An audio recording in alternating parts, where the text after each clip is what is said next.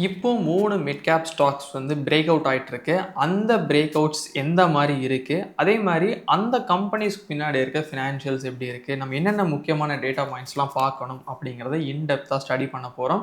So அது 3 stock என்னென்ன? அதுக்கு பின்னாடி இருக்கிற டீட்டெயில்ஸ் என்ன? ஸோ இதெல்லாம் வந்து பார்க்கறதுக்கு முன்னாடி நீங்க இன்னும் நம்ம தன் தமிழ் சேனலுக்கு சப்ஸ்கிரைப் பண்ணலனா, இந்த மாரியான யூஸ்ஃபுல்லான வீடியோஸ்க்கு வந்து சப்ஸ்கிரைப் பண்ணிக்கங்க. அந்த பெல் ஐகான் கிளிக் பண்ணிக்கங்க. இப்போ வாங்க நம்ம வீடியோக்குள்ள போய்க்கலாம்.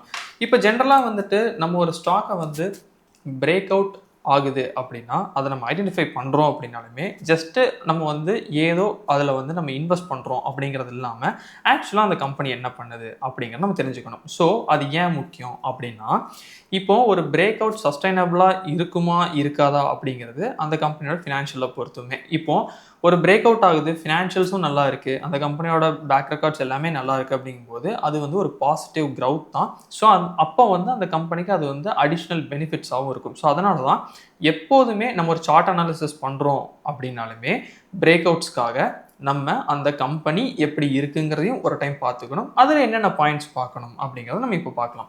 இப்போ இப்போ நான் என்ன பண்ணியிருக்கேன் அப்படின்னா, ஸ்கேனக்ஸ்ல வந்து லாகின் பண்ணியிருக்கேன். ஸோ இப்போ இதில வந்து நம்ம பார்க்க போற ஃபர்ஸ்ட் ஸ்டாக் வந்து என்ன அப்படின்னு பார்த்தோம்னா, எம்டிஏஆர் டெக்னாலஜிஸ். ஸோ இது வந்து ஒரு டெக் அண்ட் டிஃபென்ஸ் அந்த மாரி ஒரு செக்டார்ல வரக்கூடிய ஒரு பர்ட்டிகுலர் ஸ்டாக்கு. இப்போ இது வந்து என்ன அப்படின்னா, இப்போ ஒரு பிரேக் அவுட்ல வந்து இது இருக்கு. ஸோ மேபி நம்ம ஃபர்ஸ்ட் வந்து சார்ட்ஸ் வந்து பார்த்துடலாம். அதுக்கு அடுத்து நம்ம டேட்டா பாயிண்ட்ஸ்க்கு வந்து வரலாம். ஓகே. ஸோ இப்போ நான் சார்ட்ஸ் குடுத்துருக்கேன். ஸோ இப்போ இது வந்து பார்த்தோம் அப்படின்னம்னா, நமக்கு என்ன அப்படின்னு பார்த்தீங்கன்னா, daily chart and weekly chart. So இதில பார்த்தீங்கனாலுமே உங்களுக்கு வால்யூம்ஸ் வந்து அதிகமா தான் இருக்கு. அண்ட் மார்க்கெட் அகைன் வந்து கன்டின்யூ டூ மூவ் ஹையர் அப்படிங்கிற மாரி தான் போயிட்டுருக்கு. ஸோ இப்போ நான் டெய்லி டைம் ஃப்ரேம் வைக்கிறேன். ஸோ ப்ரீவியஸா வந்த ஹை என்ன அப்படிங்கிறத நம்ம பார்க்கலாம். ஸோ இதுதான் வந்து ப்ரீவியஸா வந்த ஹை. ஓகே. ஸோ இப்போ கரெக்ட்டா மார்க்கெட் எங்க நின்னுட்டுருக்கு, அந்த ப்ரீவியஸ் ஹைல வந்து நின்னுட்டுருக்கு. அதுக்கு முன்னாடி நம்ம பார்க்க வேண்டிய ஒரு சின்ன பேட்டர்ன் வந்து என்ன அப்படின்னு பார்த்தோம்னா, நமக்கு இந்த ஃபிளாக். இப்போ அந்த ஃபிளாக் வந்து நான் ஃபார்ம் பண்றேன் அப்படின்னா, ஸோ இதுதான் வந்து எக்ஸாக்ட் ஃபிளாக். ஸோ எப்பவுமே ஒரு ஃபிளாக் வந்து ஃபார்ம் ஆச்சு அப்படின்னா, அதோட போல் சைஸ் வந்து எந்த மாரி இருக்கோ, ஸோ ஒன்ஸ் பிரேக் அவுட் ஆனதுக்கு அடுத்து நமக்கு என்ன நடக்கும்னா, அந்த அளவுக்கு இது மேல போகும் அப்படிங்கிற சார்ட் அனாலிசிஸ். பட் ஸ்டில் நமக்கு இந்த இடத்துல பிரேக் அவுட் ஆயிருக்கு. ஒண்ணு நம்ம இந்த இடத்துல போயிருக்கோம். இல்ல அப்படின்னா, next level of break out அப்படிங்கிறது தான் இந்த previous level of high. So இது வந்து நம்ம என்ன சொல்லுவோம்னா, ப்ரீவியஸ் ஹை அப்படின்னு சொல்லுவோம். அதாவது நீங்க பிஹெச் அப்படிங்கிறத வந்து நீங்க வச்சுக்கலாம். Okay. So previous high. So இப்போ இந்த இடத்துல என்ன அப்படின்னா, இது வந்து இன்னும் பிரேக் அவுட் ஆகல. இந்த ரிஜெக்ட் தான் ஆயிட்டு இருக்கு. அப்ப நீங்க ஒரு லோவர் டைம் ஃப்ரேம் பாருங்க. ஸோ இந்த இடத்துல நம்ம கன்சாலிடேட் ஆயிட்டு இருக்கு. அண்ட் அகைன் மார்க்கெட் வந்து மூவ் ஆன் ஆச்சு அப்படின்னா, தென் வந்து நமக்கு இது வந்து கொஞ்சம் யூஸ்ஃபுல்லான ஒரு இது. ஓகே. இப்போ இந்த பிரேக் அவுட் வந்து சஸ்டைனபிளா அப்படின்னா, ஃபர்ஸ்ட் ஜெனரல் நம்ம என்ன தெரிஞ்சுக்கணும் அப்படின்னா, இவங்களோட பிரைமரி ஸ்ட்ரக்சரல் ஸ்பெண்டிங் எங்க இருக்கு அப்படின்னு பார்த்தோம்னா, aerospace, defence and clean energy and nuclear. So அப்போ என்னன்னா, இதுக்கான பொட்டென்ஷியல் அப்படிங்கிறது அதிகமாக தான் இருக்கு. ஸோ தட் வந்து இது கரெக்டாக பிரேக் அவுட் ஆகும்போது நமக்கு இது வந்து ஓகேவா இருக்கும். ஸோ இது மட்டும் இல்லாம, இப்போ இவங்களோட ஃபினான்ஷியல்ஸ்க்கு வந்து வரலாம். அதாவது நம்ம என்ன பண்றோம்னா, ஜஸ்ட் வந்துட்டு ஃபினான்ஷியல்ஸ் அப்படிங்கிறது குடுக்குறோம். ஸோ இதில வந்து பார்த்தோம் அப்படின்னம்னா, ஆனுவல் வந்து குடுக்குறோம். ஸோ இதில வந்து கன்சாலிடேட்டட் ரெவென்யூ வந்து பார்த்தோம்னா, கிட்டத்தட்ட 865 கோடி அப்படிங்கிற மாரி இருக்கு. இப்போ இதில வந்து நெட் ப்ராஃபிட், அதாவது நம்ம இந்த டாக்ஸுக்கு அடுத்து டோட்டலா நெட் ப்ராஃபிட் எவ்வளோ அப்படின்னு பார்த்தோம்னா, 97 கோடி அப்படின்னு இருக்கு. இப்போ இதுக்கு அடுத்து முக்கியமான விஷயம் என்னன்னா, டெப்ட் டூ ஈக்விட்டி ரேஷியோ. ஸோ இது வந்து பார்த்தீங்கன்னா 0.26. இது வந்து ஒரு அல்ட்ரா லோ அப்படிங்கிற மாரி தான் இதில இருக்கு. ஸோ அப்ப என்ன அப்படின்னா, இவங்களோட இது வந்து கிளியர் ஆர்டர் எக்ஸிகியூஷன் தான் இந்த கம்பெனியை பொறுத்தளவு. ஸோ அப்போ அவங்க அதில் வந்து டிஃபென்ஸ் மேனுஃபேக்சரிங்காக இருக்கலாம், இல்லைனா க்ளீன் எனர்ஜியாக இருக்கலாம். ஸோ இது எல்லாமே இவங்க வந்து கரெக்டாக அந்த ஆர்டர்ஸ் கம்ப்ளீட் பண்ணும்போது இவங்களோட பொட்டென்ஷியல் அதிகமாக தான் இருக்கும். இப்போ இது வந்து சிம்பிளா வந்து நமக்கு டெப்ட் ஈக்விட்டி ரேஷியோ ரொம்ப கம்மியா இருக்குன்னு நமக்கும் தெரிஞ்சிருச்சு. ஸ்டாக் பொட்டன்ஷியல் இருக்குன்னு தெரிஞ்சிருச்சு. அப்ப இன்ஸ்டிடியூஷனல் லெவல்ல இவங்களோட இன்வால்வ்மென்ட்டும் வர்றதுக்கான பாசிபிலிட்டி இருக்கு. ஏன்னா, இதுல வந்து பெரிய ரிஸ்க் இருக்காது. ஏன்னா ஆர்டர்ஸ் கம்ப்ளீட் பண்றாங்க. அதுக்கான இவங்களுக்கு வந்து பேமெண்ட்ஸ் வந்து வருது. ஸோ தட் வந்து என்ன அப்படின்னா, சிம்பிளா நம்ம சொல்ல போனோம்னா, இவங்க வந்து டிஃபென்ஸ் அண்ட் கிளீன் எனர்ஜியோட தான் இவங்க வந்து இவங்களோட கம்ப்ளீட் இவங்களோட ஒர்க் ஃப்ளோவே வந்து இருக்கு. ஸோ அதனால வந்து இந்த பிரேக் அவுட்டும் சஸ்டைனபிளா இருக்கிறதுக்கான பாசிபிலிட்டி இருக்கு.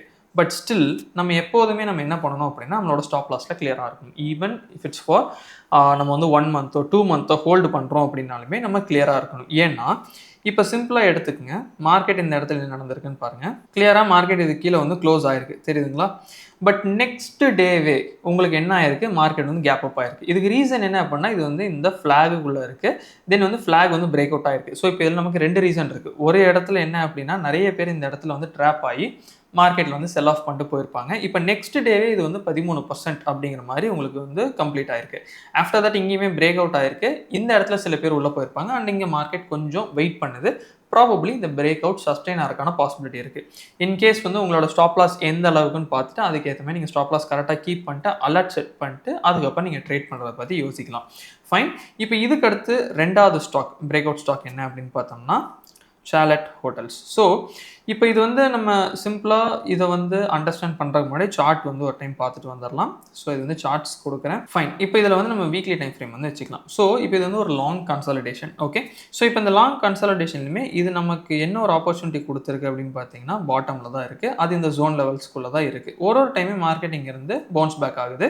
இப்போ இதுலேயுமே வந்து பார்த்தோம் அப்படின்னோம்னா இதுதான் இதோட டாப்பாக வந்து ஆக்ட் ஆகுது. தெரியுதுங்களா? சைட்வேஸோட டாப். பட் இந்த இடத்துல வந்து பார்த்தீங்க அப்படின்னா நமக்கு என்னென்னா ஒரு கன்சாலிடேஷன் வந்து ஃபார்ம் ஆகிட்டு இருக்கு. இப்போ இதை வந்து நான் என்ன பண்ணுறேன்னா இதோட ஹைஸ் வந்து நான் மார்க் பண்ணுறேன். Okay. So this is high.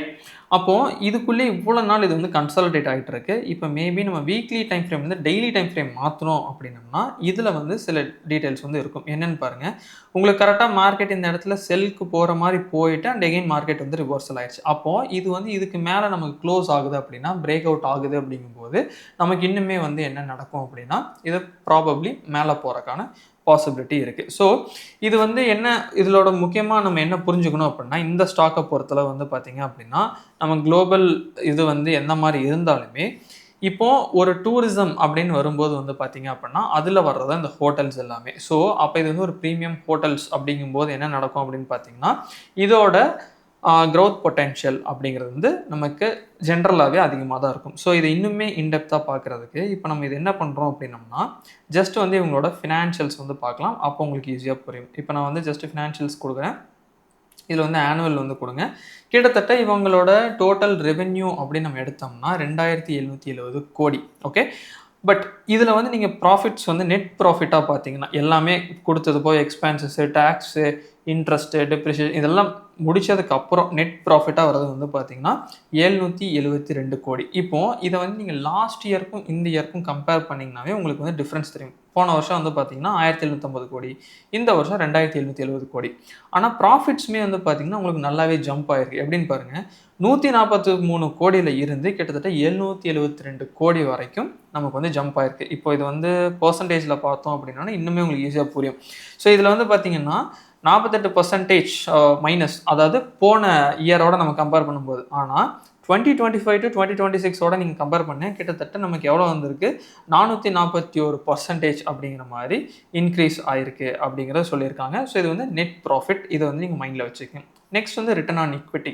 So return on equity வந்து பார்த்தீங்க அப்படின்னா உங்களுக்கு வந்து ஆல்மோஸ்ட் வந்துட்டு 4.6 ஆகிட்டு இருக்குது. ரிட்டர்ன் ஆன் கேபிட்டல் எம்ப்ளாய்டு வேணும்னா நமக்கு வந்து ஒரு டபுள் டிஜிட்டில் இருக்குது. பட் ஸ்டில் இதுலேயுமே நல்ல ஒரு பொட்டென்ஷியல் இருக்குது. அவங்க ஸ்லோவாக ஸ்டெடியாக என்ன பண்ணுறாங்க அப்படின்னா இவங்க வந்து வளர்ந்து வந்துட்டு இருக்காங்க. டெப்ட் ஈக்விட்டி ரேஷியோ வந்து 1.03 விச் இஸ் ஓகே அப்படிங்கிற மாதிரி தான் இருக்குது. ஓகே.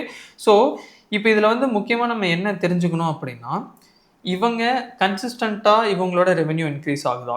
ஏன்னா இது வந்து ப்ரீமியம் ஹோட்டல்ஸ் அந்த செக்மெண்ட்டில் வரதுனால இவங்களோட ரெவென்யூ இன்க்ரீஸ் ஆகுதா அப்படின்னு நம்ம பார்க்குறோம். எஸ், இன்க்ரீஸ் ஆகுது. அதுமாதிரி ப்ராஃபிட்மே நல்லாவே ஜம்ப் ஆகிருக்கு. ஏன்னா ரெவென்யூ இன்க்ரீஸ் ஆகி ப்ராஃபிட் வந்து இன்க்ரீஸ் ஆகலை அப்படின்னா அப்போ அந்த மேனேஜ்மெண்ட்குள்ளே இன்னுமே நல்லா மேனேஜ் பண்ணணும்னு அர்த்தம். ஏன்னா அவங்க நிறைய எக்ஸ்பென்சஸ் மேபி அதிகமாக பண்ணியிருக்கலாம், இல்லைனா சேலரிஸ் அதிகமாக போயிருக்கலாம், இல்லைனா வந்துட்டு டேக்ஸில் அதிகமாக போயிருக்கலாம். இது நமக்கு தெரியாது.